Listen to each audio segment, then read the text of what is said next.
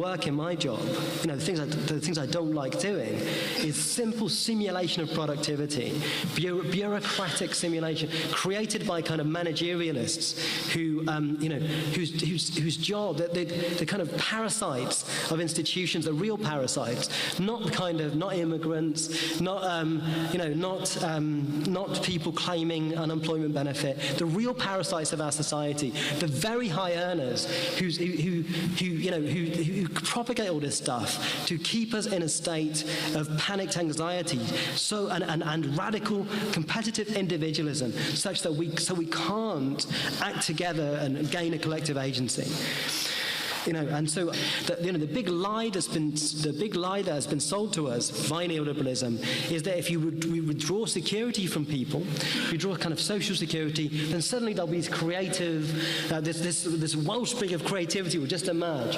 Okay, well, all that happens if you remove security from people is they get like I was when I was self-employed. All of that creative energy goes into how can I make money? That's the energy of the society. That's a stupid thing for people to have to think about a lot of the time. You know, and look at all these great people we're supposed to admire now. Not that they've invented anything. You know, Steve Jobs, he didn't invent anything. He's just a parasite. You know, Simon Cowell, he doesn't have done anything. He's just a parasite. What are these people good at? They're just good at making money. And that should be enough reward, right? If you want to make, if that's what you want to devote your life to, just fucking do it. But don't expect us to also admire you and just, you know, and you be the model for everybody else all the time. You know, we shouldn't have to worry about making money every waking hour of our days. That's a depressing kind of reality that has been artificially imposed on us. I mean, we can break out of that. Is this privatization of stress? It's normalized.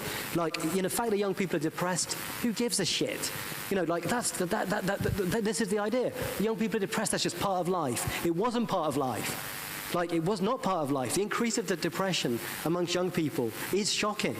And, you know, that ought to be the biggest possible indicator and condemnation of the world in which we're now living. It wasn't normal for young people to be depressed in the 70s, let's say. We've got to start off from that heroic conditions in which young people live. They're terrible conditions.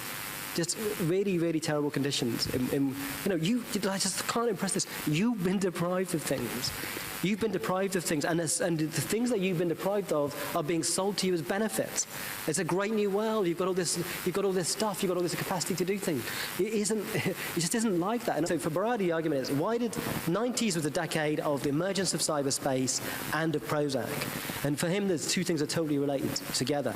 How did people cope with these new level of demands that were placed upon them? They started to take antidepressants, which are now very common, particularly amongst young people. Antidepressants as a hazing thing. Which you can hear this like this downer haze. That's why Drake is really interesting. The new Drake record, full of this kind of electro downer haze.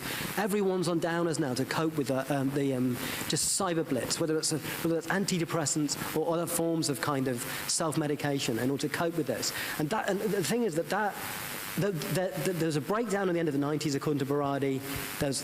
There will be a breakdown. We cannot cope with this. We cannot cope with